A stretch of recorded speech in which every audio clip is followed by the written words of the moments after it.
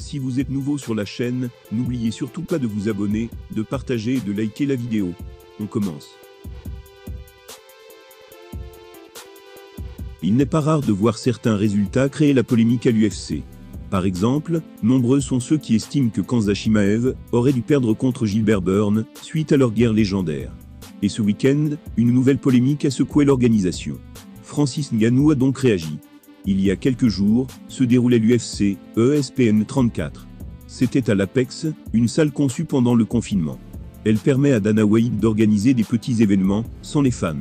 Sans le public, les recettes sont moindres pour l'organisation. Alors évidemment, il ne faut pas s'attendre à voir les plus grands noms dans l'octogone. Mais plutôt des combattants en devenir, ou sur la pente ascendante.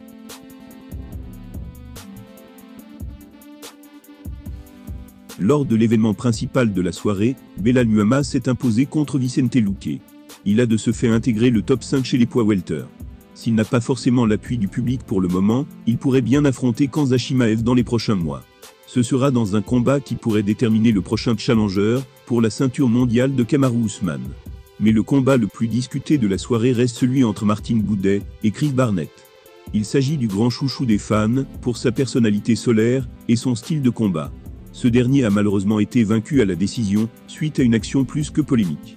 Il a en effet été victime d'un coup de coude derrière la tête, ce qui aurait pu lui offrir une victoire par disqualification. La question était donc de savoir si ce coup était volontaire ou non. Et pour Francis Ngannou, la réponse est claire. Il a déclaré sans sourciller que c'était clairement volontaire.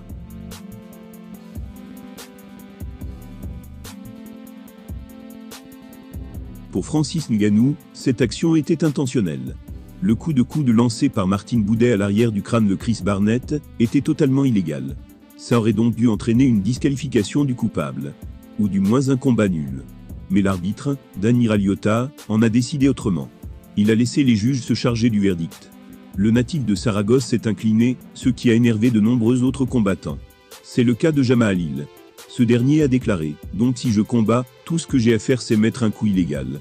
Comme ça l'arbitre arrêtera le match, et j'aurai gagné. » C'est intéressant. Pour Francis Ngannou est concerné par le combat, puisqu'il est le champion des poids lourds. Chris Barnett aurait dû remporter ce combat par disqualification.